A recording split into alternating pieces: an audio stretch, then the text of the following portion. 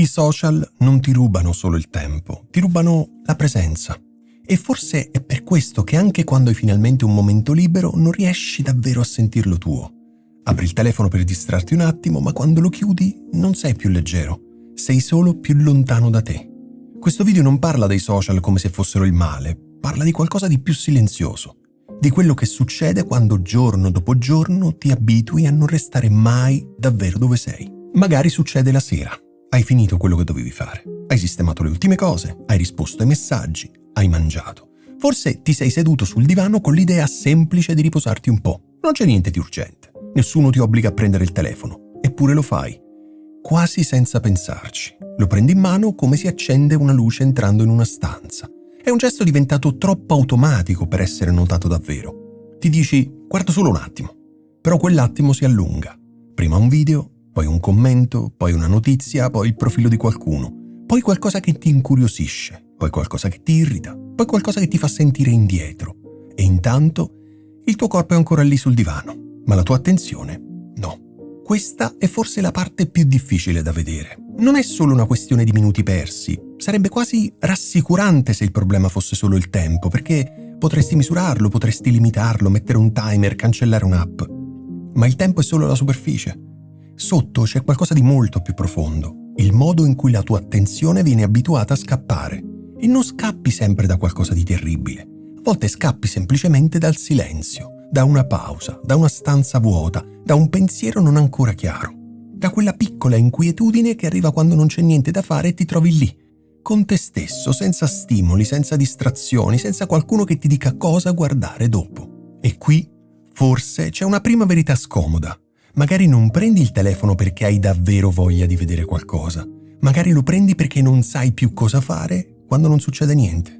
E questa è una differenza enorme, perché un conto è scegliere un contenuto, un altro conto è non riuscire più a stare dentro uno spazio vuoto. E la vita, se ci fai caso, è fatta anche di questo. Attese, pause, silenzi, momenti senza forma. Ad esempio il tragitto in macchina, la fila, 5 minuti prima di uscire, il tavolo dopo cena, il letto prima di dormire. Una volta in quei piccoli margini tornavi un po' a te. Oggi quei margini vengono riempiti subito. Non perché siano inutili, ma perché sono diventati difficili da sopportare. La cosa strana è che i social ti fanno sentire continuamente connesso, aggiornato, presente nel mondo. Sai che cosa succede, sai che cosa pubblicano gli altri, sai chi è felice, chi è arrabbiato, chi è in viaggio, chi ha comprato qualcosa, chi ha un'opinione su tutto. Eppure, più entri dentro quel flusso, più rischi di perdere il contatto con la tua esperienza diretta. Ti sembra di essere ovunque, ma sei sempre meno qui. Ti sembra di partecipare, ma spesso stai solo reagendo. Ti sembra di scegliere, ma molte volte stai seguendo un percorso costruito per trattenerti. E allora la domanda diventa un po' più scomoda. Quante volte durante la giornata sei davvero dove sei? Non serve fare drammi, ma nessuno di noi è fuori da questa cosa, perché non è solo una questione di volontà, è un ambiente costruito per agganciarsi a bisogni molto umani. Il bisogno di essere visti, la paura di restare fuori, la curiosità, la noia, il confronto, il bisogno di una piccola ricompensa. Tu pensi di aprire un'app, in realtà stai entrando in un luogo che conosce molto bene le tue fragilità quotidiane, non quelle patologiche, quelle normali.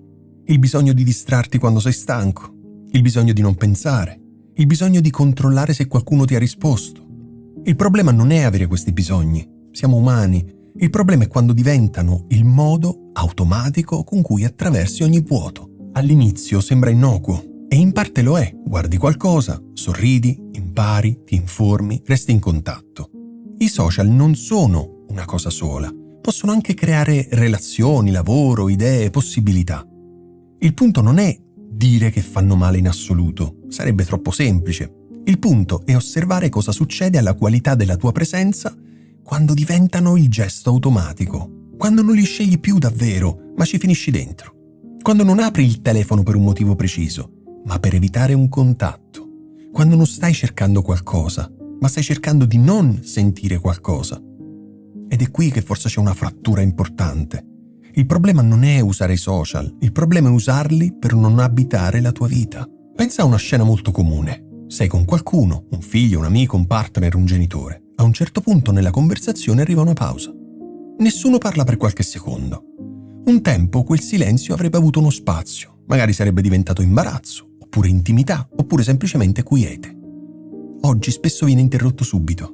Una mano va verso la tasca, lo schermo si accende, gli occhi si abbassano. Non succede nulla di grave apparentemente, però qualcosa si incrina, perché la persona davanti a te sente, anche senza dirtelo, che in quel momento qualcos'altro è diventato più interessante, o almeno più urgente.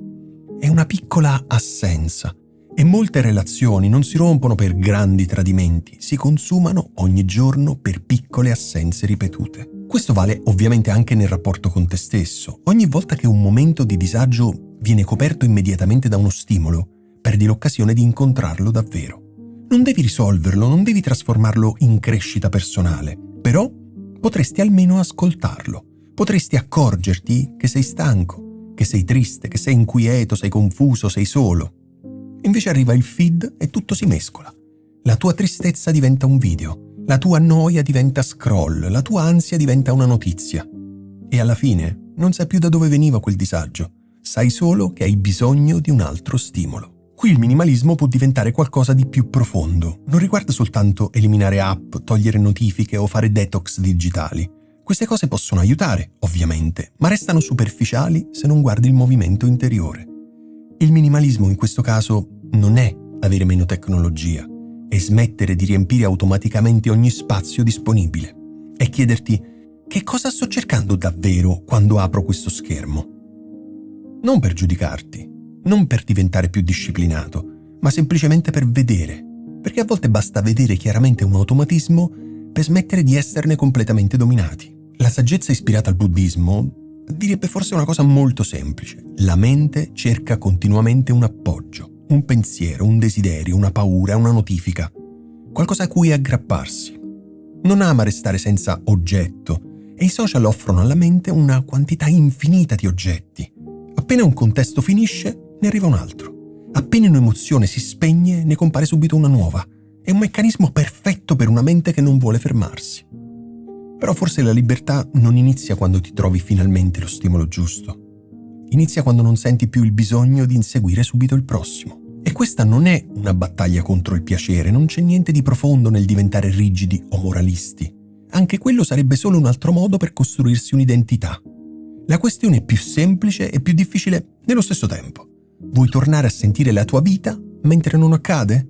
Perché la presenza non è un concetto astratto, è accorgerti del sapore di quello che mangi, del volto di chi ti parla, del cielo mentre cammini, della stanchezza vera non coperta, della gioia piccola non fotografata, del silenzio che non deve diventare subito contenuto.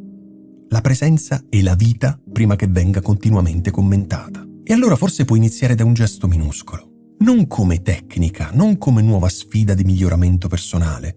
Semplicemente, la prossima volta che prendi il telefono, senza sapere bene perché, fermati un secondo. Non devi nemmeno impedirti di usarlo, chiediti solo dove sto andando, oppure da cosa mi sto allontanando. Questa domanda può dare fastidio perché spesso la risposta non è elegante. Magari ti stai allontanando dalla noia, da una preoccupazione, da una conversazione difficile, da una vita che in quel momento ti sembra troppo normale per bastare. Ed ecco un'altra verità scomoda. I social diventano molto più potenti quando la vita normale smette di sembrarci sufficiente. Quando tutto deve essere interessante, intenso, condivisibile. Quando una passeggiata sembra povera se non diventa una storia. Quando un pranzo sembra meno reale se non viene mostrato. Però la maggior parte della vita non è spettacolare. La maggior parte della vita è fatta di ripetizioni, di cura, di attese, di stanze da sistemare, di giornate normali, di conversazioni imperfette. Se perdi la capacità di restare lì, perdi il contatto con la sostanza stessa della vita, perché la vita non è quasi mai altrove, è qui, solo che non fa rumore.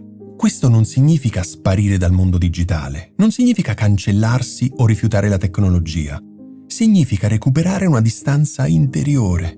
Usare senza essere usati, entrare e uscire, scegliere invece di scivolare automaticamente dentro qualcosa, capire quando un contenuto ti nutre e quando ti svuota, capire quando stai comunicando davvero e quando stai solo cercando conferme. Due persone Possono fare esattamente lo stesso gesto, aprire la stessa app, guardare lo stesso schermo. Una lo fa con presenza, l'altra lo fa per non sentire la propria assenza. Forse il punto è proprio questo, non avere una vita senza social, ma una vita che non debba continuamente fuggire da se stessa. Una vita in cui un momento libero possa restare libero. Una vita in cui il silenzio non sembri un guasto da riparare. Una vita in cui la tua attenzione non venga regalata continuamente a chi urla più forte. Questo forse è il minimalismo interiore. Non togliere per sembrare più puro, ma togliere abbastanza rumore da riuscire a sentire di nuovo quello che c'era già. E forse, alla fine, la domanda non è soltanto quanto tempo passo sui social. Questa è una domanda utile, ma non basta.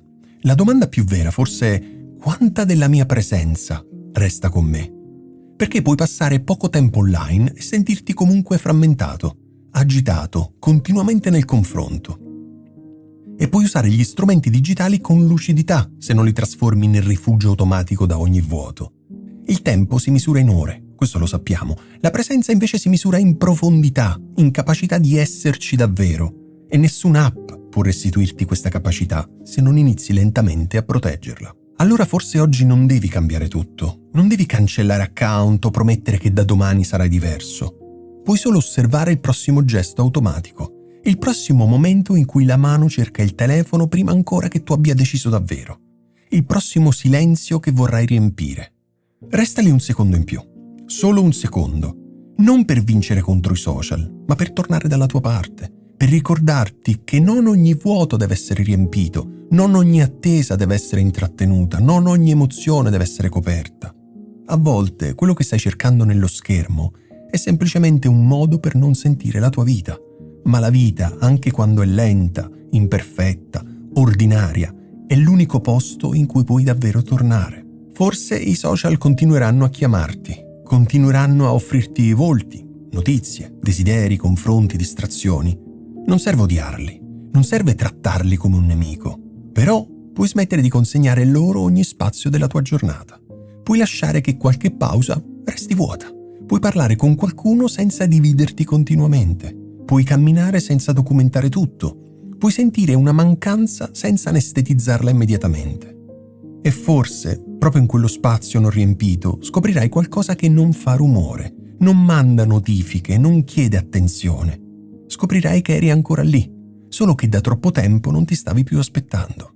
Se queste riflessioni ti aiutano a rallentare un momento e magari a guardare la vita con più chiarezza, iscriviti al canale. Grazie.